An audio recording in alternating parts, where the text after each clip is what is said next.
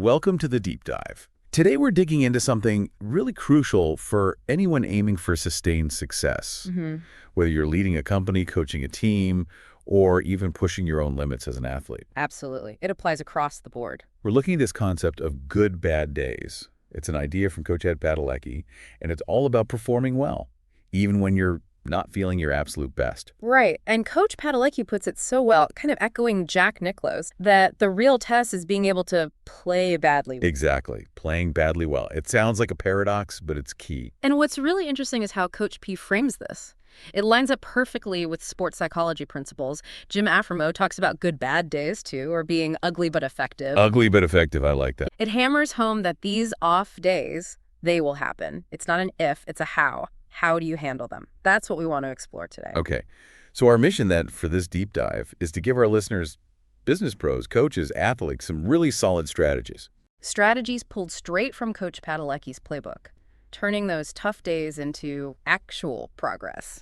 Let's jump in. The first big piece seems to be a mindset shift, expecting the rough patches. Yes. Coach Padalecki really emphasizes this. Bad days aren't some kind of failure signal. They're just part of the process. He tells that story about the golfer, right?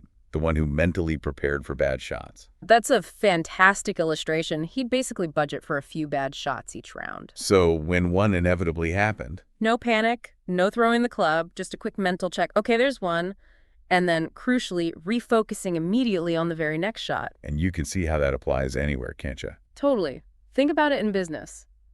Not every pitch lands. Some projects hit snags. That's just how it works. Or for a coach, maybe a practice session just feels flat. Or an athlete doesn't hit their targets in training. Exactly. It's not pessimism, it's realism.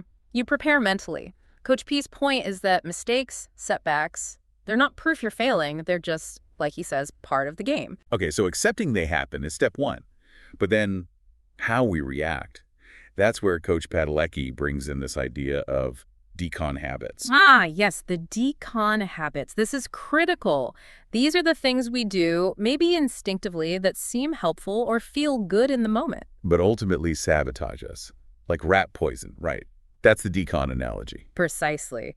And he also warns about the rat bait, getting complacent, maybe after a big win or lots of praise. That can be just as dangerous. So when are we most vulnerable to these Decon habits? When do they tend to pop up? Well, Coach Padalecki identifies a few key moments. When you're struggling, feeling down, maybe looking for an escape or distraction, that's prime time. Makes sense. You want comfort. Or, interestingly, the flip side. After a big success, you might feel overconfident, let your standards slip a bit. The rat bait complacency trap again. Exactly. And then there's the obvious one, when emotions take over. Anger, frustration, fear. They cloud judgment and push us towards those unhelpful habits. Coach P uses that brilliant analogy here, comparing these habits to the sirens from the Odyssey. Oh, I love that one. These mythical creatures with their irresistible songs, tailored to lure specific sailors to their doom. Just like our Decon habits are sort of personalized temptations, aren't they? They know exactly how to pull us off course. Especially when we're stressed, tired, or even feeling successful and letting our guard down. So the crucial thing for everyone listening, whether you're in business, coaching, or sports, is what Coach Padalecki urges next.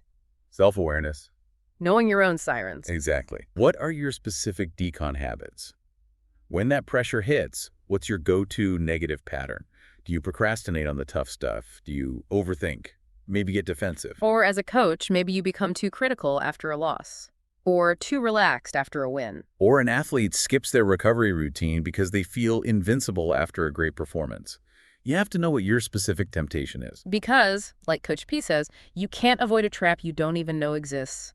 Awareness is step one. Absolutely. And this whole idea of handling good, bad days ties directly into resilience, doesn't it? That core sports psychology concept. Staying steady when things get turbulent. Right. And Coach Ed Padalecki highlights what elite performers actually do in those tough moments. First, like we said, they expect mistakes, they see them, acknowledge them. But don't let them take over the whole narrative. Exactly. No spiraling. Second, and this is huge, they stay intentional. Intentional meaning. Meaning they actively choose their response. Instead of falling into those Decon habits, they deliberately take small, constructive steps forward. Okay, so give me an example, like for a business leader. Maybe it's just focusing on completing one important task on their list instead of getting lost in emails. For a coach, perhaps giving specific, positive feedback to one player, even after a tough game. And an athlete.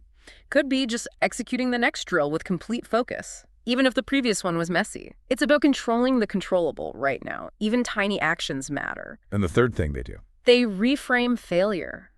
A bad day isn't the final verdict. It's data. It's a chance to learn, adjust, get better. So putting it all together, a good bad day, according to Coach Padalecki, isn't about somehow feeling great when things are bad. No, not at all. It's about your actions. It's about showing up, staying committed to the process, and grinding out some progress, however small. Even when you're off your A game and the conditions aren't perfect. Precisely. Which brings us to a challenge for everyone listening, based on Coach Padalecki's advice. Okay, let's hear it. All right, 3 parts. First, reflect.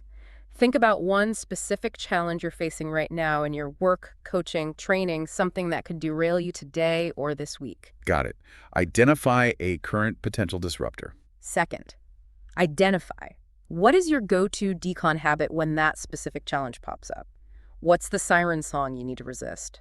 Be honest. Is it distraction, overconfidence, negative self-talk, avoidance? Okay, so pinpoint the specific bad habit linked to that challenge. And third, and most importantly, act. What's one small, concrete baby step you can commit to taking today to counteract that habit and stay on course? Just one small thing. Just one. Something tangible you can actually do. That's how you turn a potentially bad day into a genuinely good bad day. You take that first positive step. Okay, so to kind of wrap up Coach Padalecki's core ideas here for handling these days. It really boils down to expect challenges. Know your personal rat bait and decon habits and actively avoid them.